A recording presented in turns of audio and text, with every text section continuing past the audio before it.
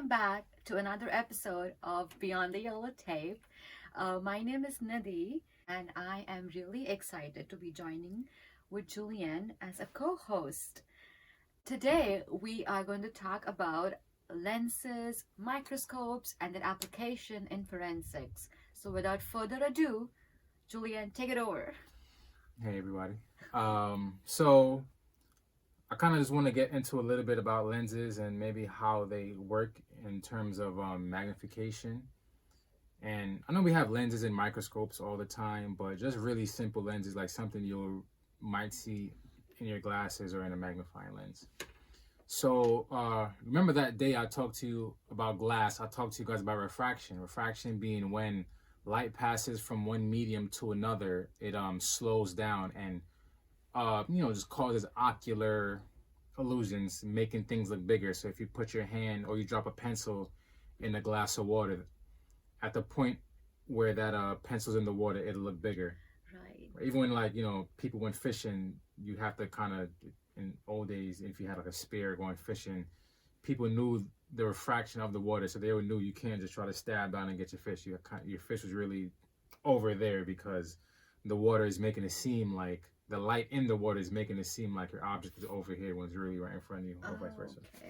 Makes sense. Right. So that is the same phenomenon that's going on with glasses or lenses in general. So for most microscopes and lenses, magnifying glasses, you will have convex lenses, and convex lenses use refraction to their advantage by having all parallel rays of light converging to a single point. So convex, and how your glasses kind of bulge at the end. Concave would be if they kind of cave in towards you. Convex, they kind of come out like bulged a little bit around the centers. So how that works is the light coming off of an object, they're all parallel rays of light. They're not all parallel, but for this example, let's say parallel rays of light are coming towards me, and without glasses you would just see me regular, Right. But with the glasses, they converge those parallel rays onto a single point. So now all the rays are coming at me without the glasses, but now with the glasses, when they go through the glass, they converge to a single point. Okay. That point being me. And if you have glasses and you're looking at me, perfect. Yeah. So if you're looking, these are non-prescription guys, so they're really not helpful. But if you're looking at me, all the rays that you see would be coming through the glasses and converging to a single point on me. Okay, so coming out of my eyes. Right. And then. Right. Without the glasses, they just come out your eyes, straight beeline. Right. With the glasses, it kind of converges. Right. It hits the ends of the glasses, and they converge to a single point on me. Okay. Now, what makes things look bigger, or as opposed to a lot bigger, because now things converge to a single point. And if things are converging to a single point, you must have an angle between something. So that angle between those points, the bigger that angle is, the bigger I would appear. But the closer you would have to be. Yes. Right. So the bigger the angle, the bigger things appear. The further the angle, if I was across the room, the further I was away, the smaller that angle would be. Does that make sense? Makes sense. Because I'd be further away, so the angle would have to be a little smaller. Now I'm closer, and you have to see all of me. Yeah. The angle is bigger, so I would appear even bigger. Yeah. All right. Okay. My bad. So if you are close to me, then it needs a wider angle. Right, to see all of me. So see all of you. But now if you're further away and you are the point that I want to observe, the light kind of converges to a smaller angle, so I can see the entirety of you as an object. Think about if you had glasses on, think about getting my whole body if I was over there. The angle would be smaller as compared to if you had to look at my whole body from me standing in front of you. You would kind of have to back up a little bit. Back up a little. Exactly. Yeah, because then the angle would be so big you couldn't catch exactly. You couldn't catch it all. Yeah, exactly. I would see only a smaller portion of you, so I have to go a little bit further away to see the entirety of you. Oh my God. Perfect. That's interesting. If you look at a lot of magnifying glasses, have this like really, really simple convex lenses. They have this where you look through them and the image may appear upside down. Why is that? Because all the rays are focusing onto a single point, which means the rays at the top are focusing downward and the rays at the bottom are focusing upward. Wow.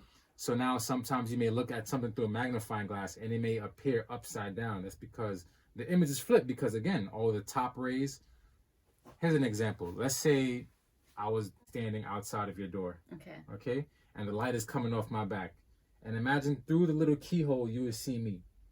And I was just, the image of me was being projected onto the wall through the keyhole. That image on the wall inside your house would be upside down, okay? Right. Oh, okay. Because all the rays, let's start over just to get Okay. you. So I'm standing outside of your door, coming off, the sun rays are coming off my back, and you see me, and the light rays are coming through. And on the wall, I would be upside down. Why is that? Because all the light rays that are converging from the top of my head are going down. So when they go through the keyhole, they're at the bottom now. The ones at my feet are converging up. So when they go through the keyhole, they're at the top. So me, that image of me on the wall would be upside down. Okay. If you think about it, if you ever go to a movie, you probably don't notice, but when they are like showing the film, that film is actually upside down. Because when it comes out, then it'll be right side up. Or even a projector. You know how when we were young and we had projector screens still, and they put that like transparent paper on it, but it would be upside down. They'd be moving in opposite ways. Right. That's because that's the same way it works. It flips the image because it's a really simple like lens. Okay. So I guess that's kind of how lenses work. How they focus in on one point, and smaller the angle, the smaller the image would be. The bigger the angle, the bigger the image would be. Right. So yeah, we have a lot of types of microscopes we use in the field. Like compound microscopes. Me as a criminalist, I did a lot of work with polarized light microscope. But I'll let Nidhi talk to us a little bit about the makeup and why we might use a compound light microscope. Oh yeah, sure. As we are talking about forensics, if you have a trace evidence that usually Julian works with, or sometimes I work with cells, we use something called a compound microscope, which basically something that you can't see with your naked eyes. Using a compound microscope, you can achieve a greater level of magnification. So the compound microscope has optical lenses, has a base which has an illuminator, which has light, which kind of gives it an extra thirst for us to see the image more clear. Right. And then there's a lens in your eyepiece, and there's a lens in the objective. The reason why you have two lenses is the same reason what the thing that Julian was talking about, that the image, when you have the light passes from the top and the bottom and they converge, so now the bottom kind of turns upside down. Right. And you see an inverted image. So to rectify that inverted image, you need an other lens which kind of helps us bring it back to its original state. Mm-hmm. So basically using a compound microscope it helps achieve a magnification of usually around 100x, from 4x to 100x, depending as to how bigger you want to see the object, how clearer you want to see the object. And microscopes, again, are not only used in forensic, they're used in various fields in biology, in chemistry, or any fields where there's an application where you need to magnify something and see more clearer and greater details in the thing that you're working in. And compound microscope are not as complicated to understand, they're not as complicated to use. It's very simple. Right. But I think polarized microscope is something which is a little bit more tricky to understand and use, I guess. Yeah, it is a little more tricky, but it has the same makeup of most microscopes. They have the illuminator, which you need to brighten up your image.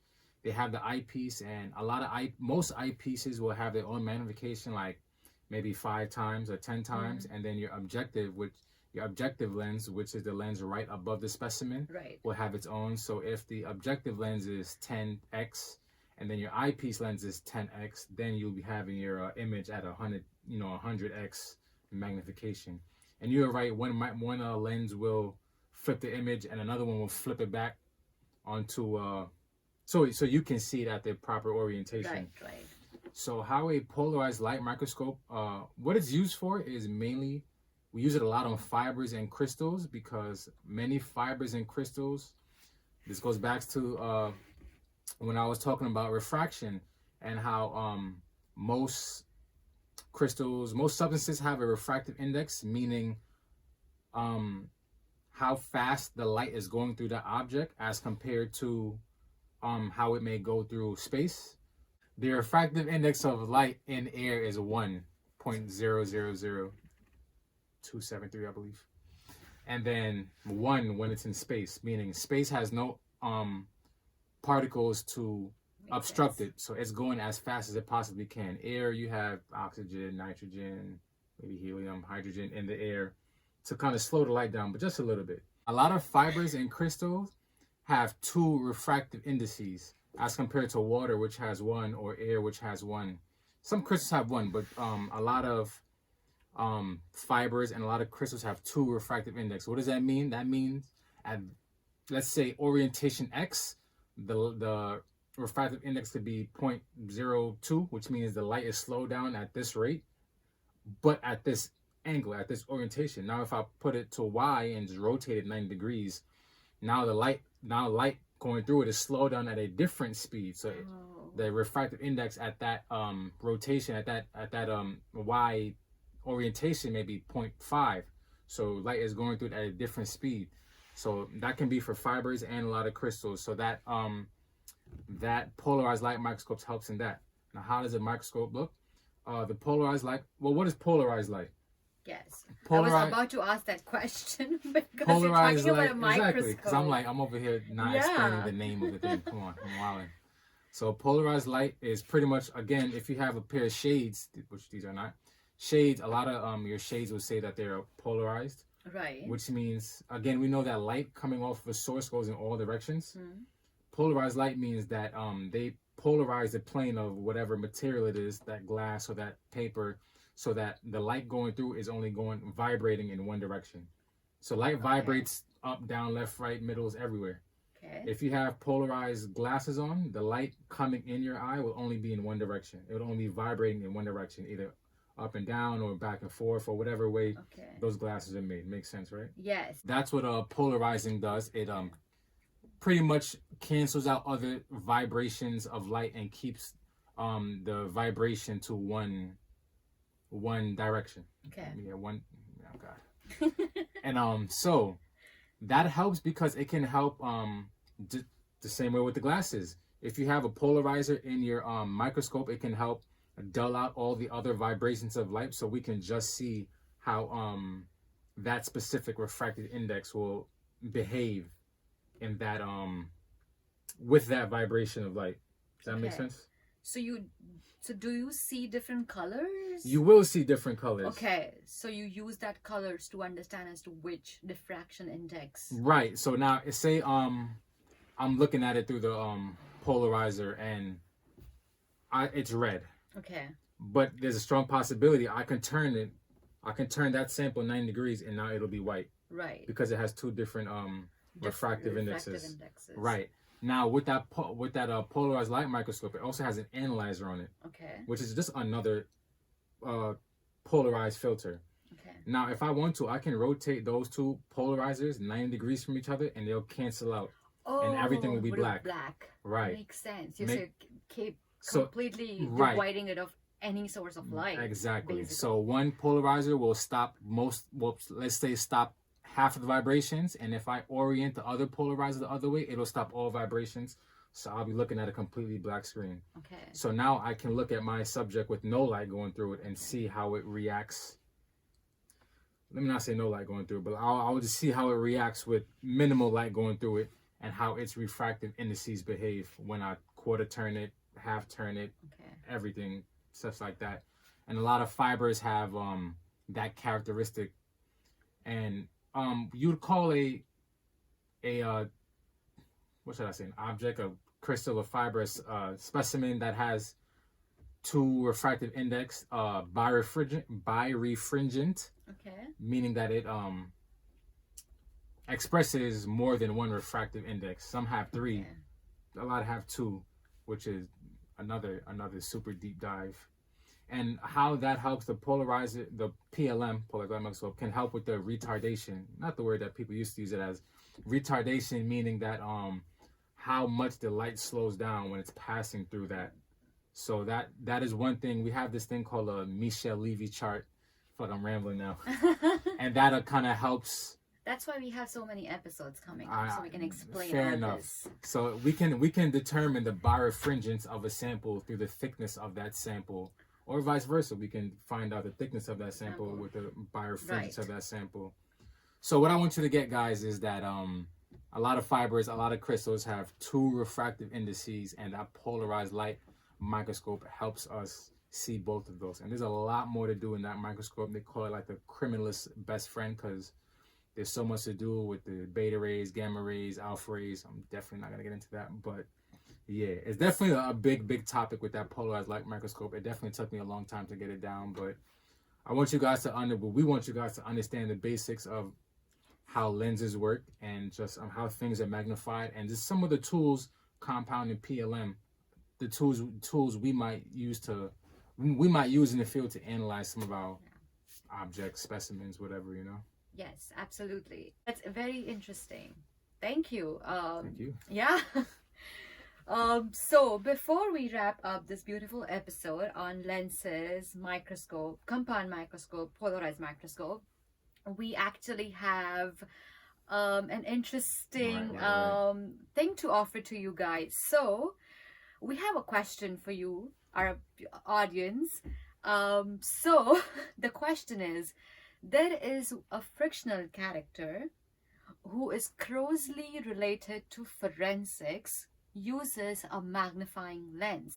Your task is to comment on this episode on our YouTube channel and post which fictional character are we talking about who uses a magnifying glass. Magnifying glass. He's a fictional character, a forensic fictional character. Forensic fictional character using a magnifying glass. The first two people who leave a comment about who that is, as long as you're a subscriber, we will you'll get a surprise gift for the first two subscribers who leave a comment about who that fictional character is. Yes. Please do listen to us, share and subscribe. And again, if you have anything that you would like to talk us about, or if you have questions, concerns, suggestions, do not forget to leave it in the comment below. And again, like, share, and subscribe. And we will see you guys next time. Peace. Bye, guys.